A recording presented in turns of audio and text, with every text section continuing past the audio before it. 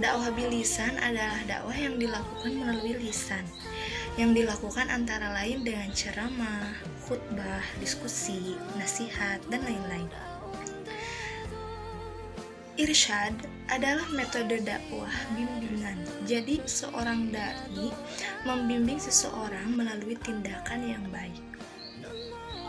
Terus ada tabligh. Tabligh adalah suatu metode penyampaian pesan ajaran agama Islam yang di dalamnya terdapat unsur ajakan, seruan, dan panggilan agar orang yang bersangkutan berkenan mengubah sikap dan perilaku sesuai dengan ajaran Islam yang berlaku.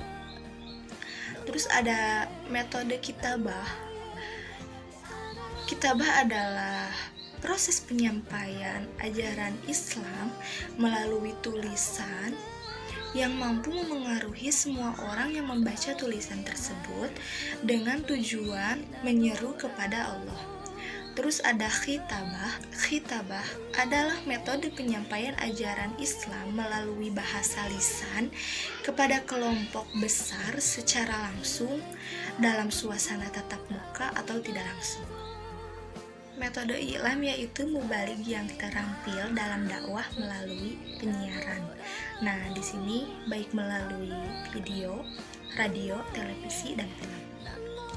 Terus ada dakwah bilhal, yaitu metode tadbir adalah metode yang kegiatan dakwahnya berupa pengelolaan kelembagaan Islam yang melibatkan interaksi antara dai dan tujuan dakwah, serta berorientasi pada pengelolaan dan administrasi.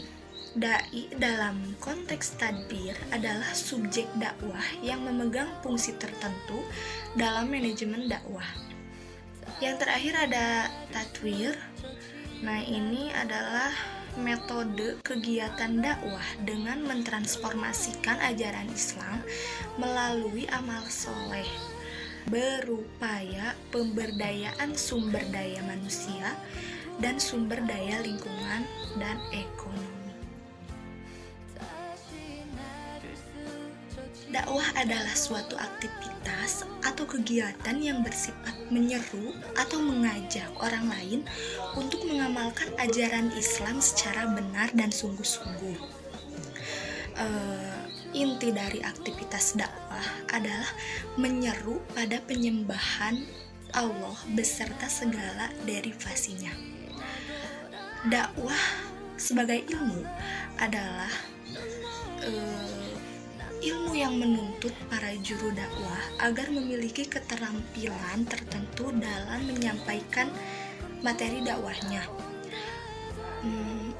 Suatu ilmu yang berisi cara dan tuntutan untuk menarik perhatian orang lain supaya mengikuti dan menyetujui suatu ideologi, agama, pendapat, ataupun pekerjaan tertentu.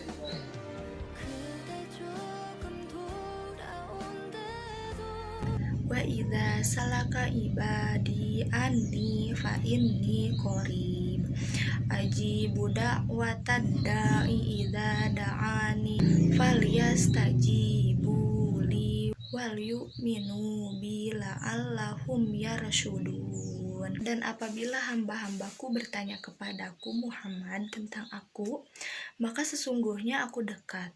Aku kabulkan permohonan orang yang berdoa apabila dia berdoa kepadaku. Hendaklah mereka itu memenuhi perintahku dan beriman kepadaku, agar mereka memperoleh kebenaran. Lahu da'watul haq, walladzina yad'una min dunihi la yastajibuna lahum bisyai'in illa kabasiti kaffaihi ilal ma'i liyablugha fahu wa ma huwa bibalighi wa ma du'aul kafirina illa fi dolali. Hanya kepada Allah doa yang benar. Berhala-berhala yang mereka sembah selain Allah tidak dapat mengabulkan apapun bagi mereka. Tidak ubahnya seperti orang yang membukakan kedua telapak tangannya di dalam air, agar sampai ke mulutnya. Padahal air itu tidak akan sampai ke mulutnya. Dan doa orang-orang kafir itu hanyalah sia-sia belaka. Wa min ayatihi an taqumas samai wal ardi bi amrih. Summa idza da'akum da'wah al ardi idza antum takhrujun. Dan di antara tanda-tanda kebesarannya ialah berdirinya langit dan bumi dengan kehendaknya. Kemudian apabila dia memanggil kamu sekali panggil dari bumi, seketika itu kamu keluar dari kubur. La jarama annama tad'unani ilaihi laisa lahu da'watun fid dunya wala fil akhirah. Wa anna maroddana ilallahi wa annal musrifina hum ashabun nar. Sudah pasti bahwa apa yang kamu serukan aku kepadanya bukanlah suatu seruan yang berguna, baik di dunia maupun di akhirat. Dan sesungguhnya tempat kembali kita pasti kepada Allah. Dan sesungguhnya orang-orang yang melampaui batas, mereka itu akan menjadi penghuni neraka. Wa andirin nasa yauma ya'tihimul adzab fayaqulul ladzina dzalamu rabbana akhirna ila ajalin qaribin nujib da'watuka wa nattabi'ir rusul awalam takunu aqsamtum man qabla ma lakum min jawal. Dan berikanlah peringatan Muhammad kepada manusia pada hari ketika azab yang datang kepada mereka. Maka orang yang zalim berkata, "Ya Tuhan, berilah kami kesempatan kembali ke dunia, walaupun sebentar. Niscaya kami akan mematuhi seruan Engkau dan akan mengikuti Rasul-Rasul." Kepada mereka dikatakan, "Bukankah dahulu di dunia kamu bersumpah bahwa sekali-kali kamu tidak akan binasa?" Ilmu komunikasi adalah penyampaian pesan oleh komunikator kepada komunikan melalui media yang menimbulkan efek tertentu, proses saling berbagi dan menggunakan informasi bersama. Sedangkan ilmu dakwah adalah memberikan pemahaman tentang Islam kepada masyarakat sebagai sasaran dakwah.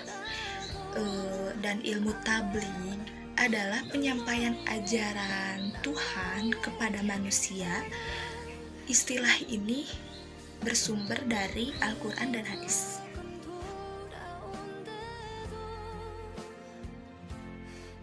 Unsur dakwah yang pertama, da'i. Da'i adalah orang yang melaksanakan dakwah, bisa dengan lisan, tulisan, ataupun perbuatan, baik secara individu ataupun kelompok. Yang kedua, ada mad'u. Mad'u adalah manusia yang menjadi sasaran dakwah, baik secara individu ataupun kelompok. Yang ketiga adalah madah. Madah adalah masalah isi pesan atau materi yang disampaikan da'i kepada mad'u. Yang keempat ada wasilah. Wasilah adalah alat yang digunakan untuk menyampaikan materi dakwah kepada penerima dakwah. Yang kelima ada thoriqoh.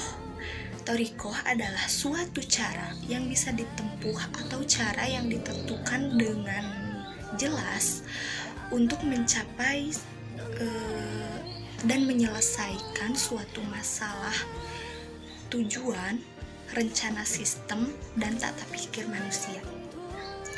Yang keenam itu ada athar. Athar adalah tanda atau keadaan setelah dakwah berlangsung.